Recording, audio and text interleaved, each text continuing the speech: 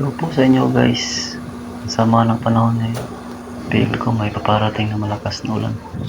Tingnan nyo guys, no? Ang sama talaga ng panahon.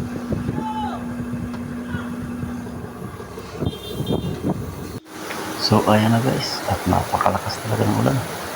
Wala kasing bubong maluding area namin guys. Kaya andito kami ngayon at nakasilan muna.